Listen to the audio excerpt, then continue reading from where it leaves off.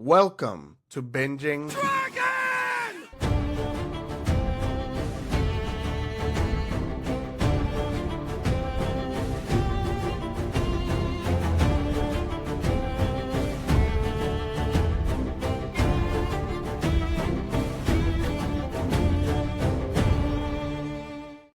What is going on, mi gente? Welcome back to another episode of Binging Dragons. My name is Rubén, aka Crossroads, and I know, this is the first episode of the year, believe it or not. Have been MIA, I know, missing in action, and there's just been a whole lot of things happening in my life for the last few months, and a lot of other big things are about to happen here in the next few months. But The Last of Us Season 2 premiered last night, exactly 24 hours ago. So, I have had time to sit with it and kind of put my thoughts together and also kind of spy the internet and try to get a feel of what people are thinking, what they thought about the episode. And I think I have a pretty good idea of what people think or thought about the episode.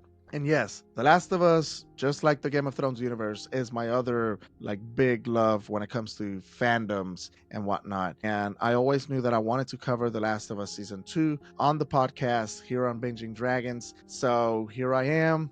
And I'm really excited about it. With that being said, A Night of the Seven Kingdoms will premiere in the summer. We don't really know exactly when because HBO, what are you waiting for? You have not given us a trailer. Come on, man. But yeah, we have not gotten any, almost very, I would say, what, like maybe 2 3 promotional things when it comes to A Night of the Seven Kingdoms. It feels weird, honestly, because it's a Game of Thrones universe project, and it feels like anything Game of Thrones would have been like already, I want to say overblown, but maybe overblown. But yeah, I will be covering A Night of the Seven Kingdoms whenever it comes out. And but for now, we got The Last of Us, and I'm really excited about it.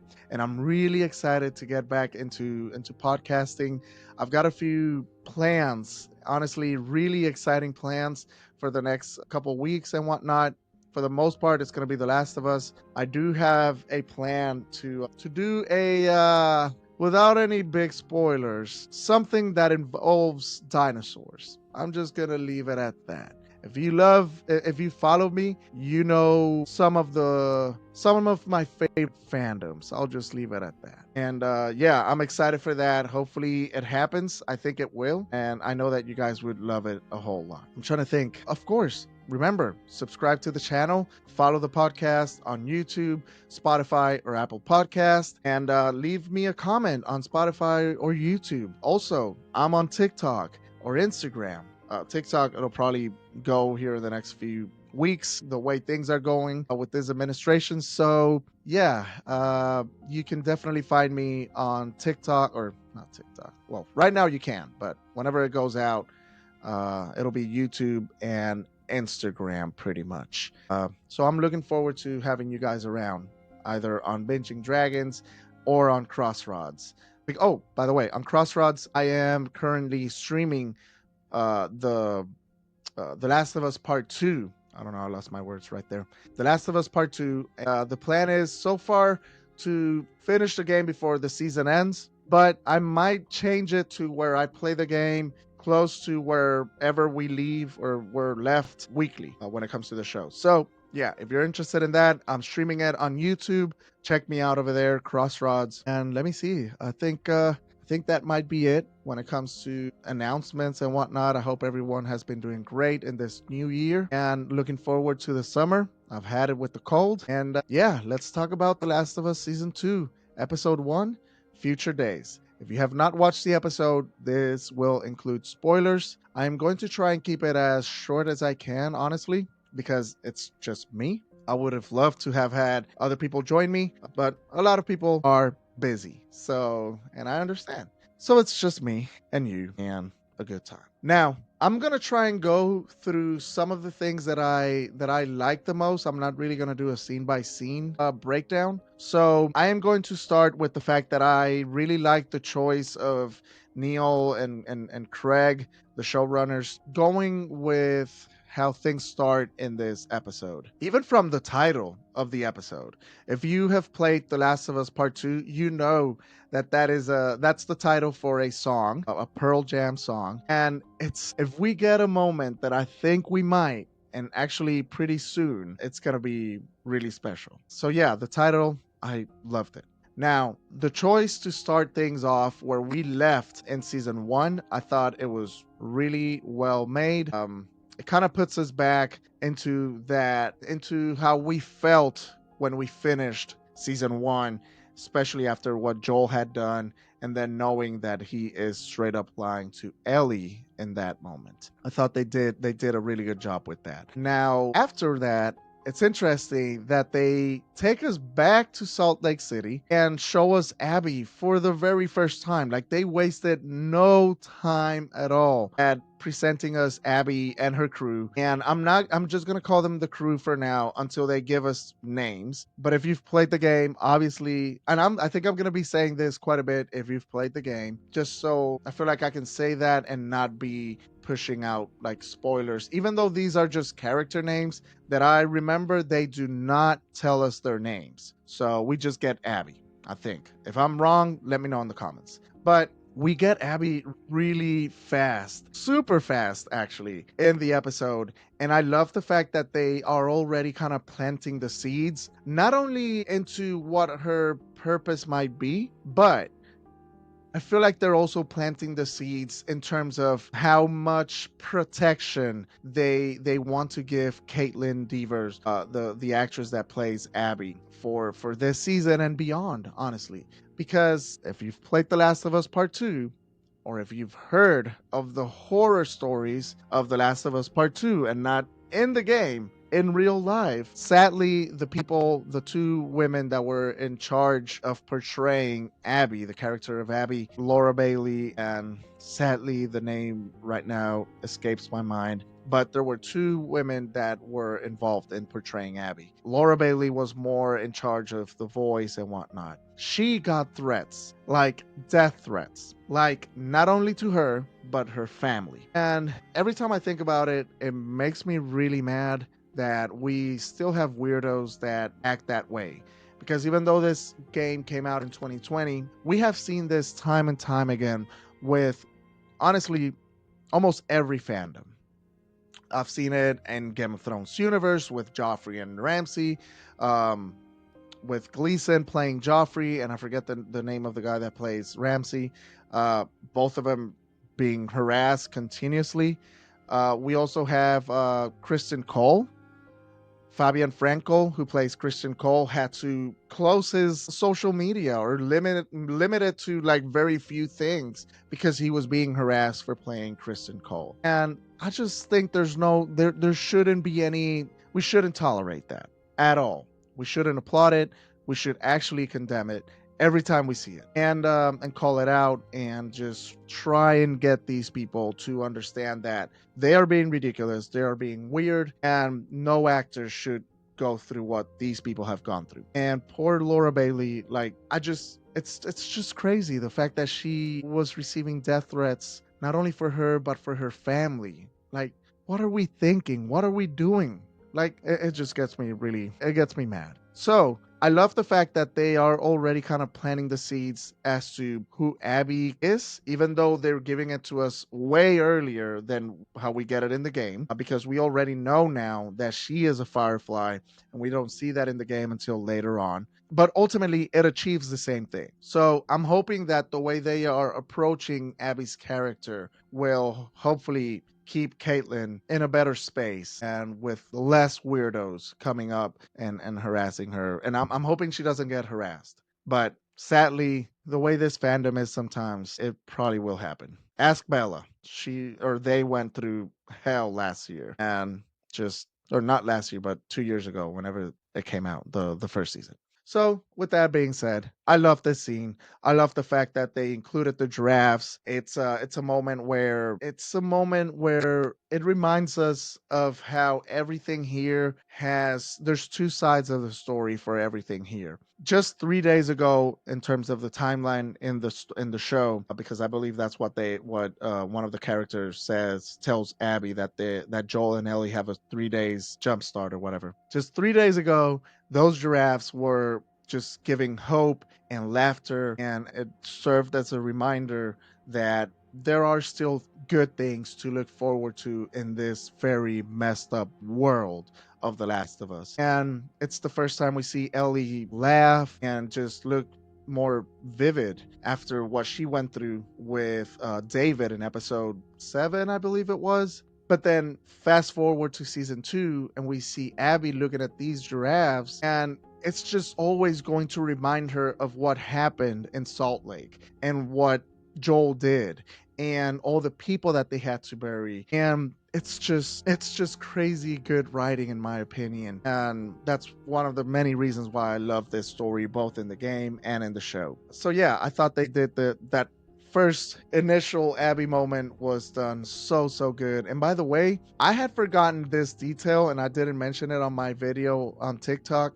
Check me out on TikTok for now, and Instagram as well, Crossroads. But supposedly, Caitlyn's mother had passed away in those days whenever they were recording this. So the emotions that you see, dude, I'm getting goosebumps. The emotions that you see in those scenes, that is coming from true sadness, from true grief. And it just adds layers to what a great job I thought Caitlyn did in this first episode. And honestly, in just what, maybe 4 or 5 minutes that we got to see Abby. So yeah.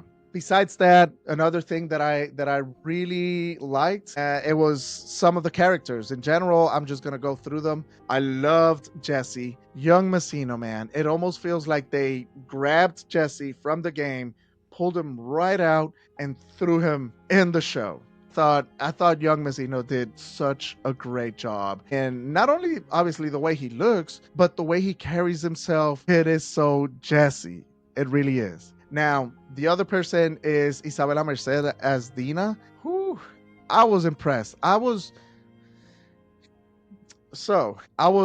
really looking forward to Isabela playing Dina. I was happy for the casting, even though I know I know there's been a little bit of a, let's just say, drama, but I really should use another word, so please put it in the comments. Help me out. Help a Puerto Rican out who mainly speaks Spanish. Sorry. But the girl that played Dina in the game was supposedly available, and a lot of people wanted her to come back, and I'm hoping she uses her as her pronouns. If not, I'm sorry, or them. But yeah, I absolutely loved the way Isabella portrayed Tina. I thought that what we got in every scene between her and Pedro playing obviously Joel, or her and Ellie, I thought it was just great job by Isabella. And what else? Who else did we get around like that? Oh, we got Catherine O'Hara. Finally, we get to spend some time with Catherine O'Hara's character, who is Gail, Joel's therapist, or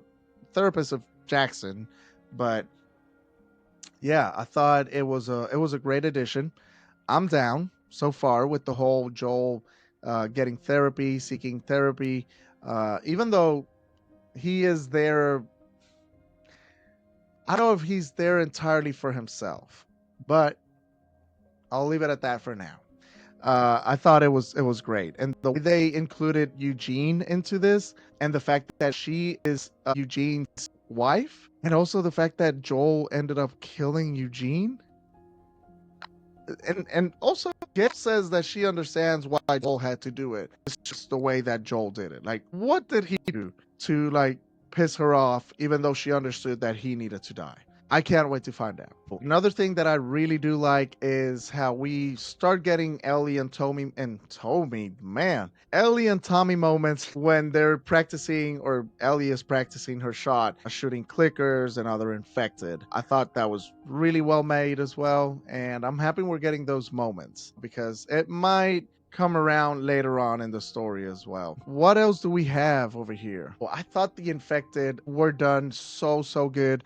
I know that was one of the maybe like main criticisms of season 1, where some people thought that we didn't get as many infected as we should have for season one, even though I thought it was okay. The amount of infected that we got in season one was actually really good, especially when you consider how we got those infected. The moments that we were given for these infected were really, really good. Like the horde scene coming out from the ground, and then the bloater, and then the first time we see the clicker. And even though the death or the kiss of death that we get between Tess and the infected or the runner was kind of weird at the moment. And I rewatched it the other day and I was like, oh, okay, it's not that bad. But yeah, we had a lot of great moments with infected in season one. But they already in this first episode, my God, they outdid themselves, in my opinion. The way they not only gave us the infected, but how to approach infected in different situations. Like they gave us the whole thing about that whole tactic about like crouching and start listening more to kind of figure out how many infected are in a building. We actually got that, and they didn't make it look any like cringy or nothing. It looked good. And it also kind of told us how Ellie is honestly very reckless at this moment. Her whole deal with Joel, her problems with Joel are also being kind of, we can see them taking over her actions in general. Like she is not wanting Joel to help her out or look out for her and whatnot, but she is actually making some dumb decisions a lot of times. And I'll kind of talk about it here in a minute because it involves an infected, the stalker. But yes, they do the crouching scene. They also do the throwing a bottle when you want to go up against the clicker and a glass bottle. You just throw it to a specific area of a room where there's a clicker, and then obviously the clicker, since they can't see shit, they just bolt towards where the sound came. And then whenever they're over there like doing their thing, you just do the stealth attack, which we saw with Ellie. We had two big Easter eggs that I kind of noticed, but they were, man, they were the biggest, most awesome Easter eggs that we could have gotten in this episode. And the first one was the where they're showing the employees of the month and whatnot, or of the year, and then we get that picture of the dog. That whole section is used in the game to open up a vault that is in one of the rooms with like a stash of stuff that you can use to like upgrade your weapons and just heal you up and whatnot. So I thought that was so awesome. The other Easter egg, I'll talk about it whenever I get to it, not long from now. But yeah, we do get that stealth attack. Looked incredible. And then whenever Dina and Ellie are talking, it turns out the floor is all messed up. So Ellie just falls through and falls into the like basement or just bottom level of that building. And what do we find there? A damn stalker, which is honestly, in my opinion, one of the, if not the most creepy infected that you can find in The Last of Us. Maybe later on there might be another infected that is also pretty creepy, but that one, even still, that one is just, it's not as eerie, and honestly it's not as creepy as the stalker. In my opinion, by far is the most creepy infected character that we get, and the way they did it, man, it was perfection. We had already gotten a clip of Ellie, I think it was for like Jimmy Fallon or something, that Bella went over there and they had played it, so I kind of had an idea of what was going to happen. But no, that idea was just half of it. The way they played around with the stalker in different positions and doing sounds and movements that only stalkers do, especially when you're playing the game, man. And the way Ellie attacked it, like yelling at it, and then she pretty much just started running towards it while yelling at it. Pretty much, it was done so good, because we all do that whenever we encounter stalkers in this damn world. Ultimately, the stalker does attack Ellie, and not only manages to attack it or attack Ellie, but she manages to bite Ellie. And that just tells you how, again, reckless Ellie has been. So she can be very mad with Joel. And yes, I can understand maybe to a point, even though she's just being, like teenagers are. a lot of times, where they get very like they just rebel against their parents and whatnot. And but in this case, there's a little bit more than that. It's just that we just haven't seen it yet. Now she gets bitten, and the whole scene, the way it goes down, the way the infected looks, the stalker, with the tendrils coming out and all of the fungus growing on its head, man, beautiful. Barry Gower, who I think it's still the prosthetic like leader of that team or whatnot, man, they do such an incredible job. Let's see now. I did like how they managed to show more of Jackson and give us more like other aspects of what goes down living in Jackson. In this case, we got to see the council. I do not remember that we see that in the game. If we do, then I'll find out here in a couple weeks while I play it. But I really do not remember seeing a council in the game.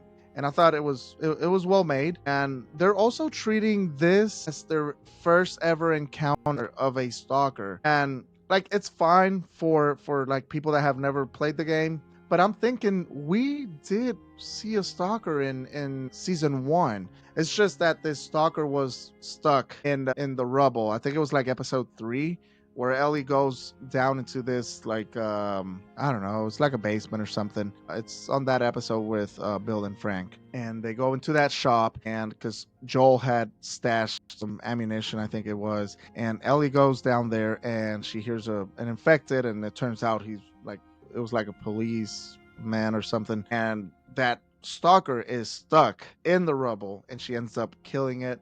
I think that one was a stalker because you see the growth of the fungus in its face. Anyways, they treated it as they had never, and honestly, now that I think about it, I think it makes sense because since that one was stuck there, she didn't really get to see how they operate, how stalkers operate, and how they honestly are somewhat of an intelligent being. Um, because they're more purposeful about their attack and how to approach an enemy and just stalk it. So I did enjoy that part. Another part that I absolutely loved and was honestly one of the highlights in my opinion for the episode was the ever famous iconic dance scene, or the Happy New Year's or New Year's Eve party, which Joel manages to get Ellie to go to the party. And I thought they did a really good job with that one as well, the way everything was portrayed. And that is also where we get my other favorite cameo, which is none other than Gustavo Santaolalla, the music or the musician behind both the music for The Last of Us, the show, and the game. A true legend, man. So yeah, I thought they did this moment really, really well with the whole. It felt like they took it straight out of the game. I feel like they did not change. They changed like very, very minor things on that scene. And besides that, let's see. Of course, with that being said, we get another tough or rough moment between Joel and Ellie because it's when that stupid Seth guy, homophobic guy, calls Ellie and Dina some very nasty slur, and Joel comes for to the rescue. And yeah, Ellie is not for it. She's had it with Joel trying to protect her from everything and anything. Yeah, it's a hard scene to watch because you also feel bad for Joel. Definitely. And then the way things end with the pipe being full of live tendrils or live roots for this fungus was really, really, I wouldn't say creepy because it's not creepy, but it just gets you hyped for episode 2 next week. And as if that wasn't enough, we get that shot with Abby and her crew arriving at Jackson, or pretty close to Jackson. And with that concluding a really awesome episode. I'm trying to figure out which characters were my favorite or like my favorite performances. I definitely have to put Pedro up there. I think I would put Pedro at number 1 just because that moment between him and Gail, the therapist, was so good. And he also had some really, I thought he had a really good moment with like Dina and with Maria as well. Even though obviously I hate what he's saying, but yeah, I think Joel or Pedro definitely deserves like the his big time award. I don't even know what this award is named, but I think he's the best performance. He gives us the best performance in this episode. Now, right on second place, I want to say is Isabela Merced playing Dina. I thought that she played that character really really good. I feel like she already understands this character so well, and I'm looking forward, man. I'm looking forward to seeing more Dina. And big shout out as well, of course, Bella. I think Bella is great. Everything they do as Ellie, I think is absolutely great. Now, my other big shout out would definitely be Young Messino as Jesse. Man, he gave me everything I wanted out of the character of Jesse. I really thought it felt like they took him straight out of the game and just threw him inside the show with HBO, and it makes me really happy and also gets me really excited about what's to come with that character, and I'm really looking forward to that. Um, Man, I think I might just leave things here. We're like close to maybe like 30 minutes, but let me know. Let me know what you thought about this episode. I'm really excited to hearing what you guys have to say or reading what you guys have to say. Remember, you can leave me comments on Spotify, and you can also obviously leave me comments on YouTube. Don't forget to subscribe to the channel. Follow me on social media under Binging Dragons, and most definitely under Crossroads as well. What else? Yeah, episode 2 drops next Sunday, or this next Sunday. I'm going to try. I'm still trying to figure out how to go about the episodes. I could try and see if recording a short episode right after episode 2 drops is any good. So keep an eye out for that. And I think that might be it, guys. I will see you in the next one. Please don't forget to like, subscribe, leave me a comment if you want, if you can. Leave a review on Apple Podcasts and Spotify. I know I'm just starting again, but it would really mean a lot. And in the meantime, until next Sunday comes around, remember, endure and survive, my people. Have a great one.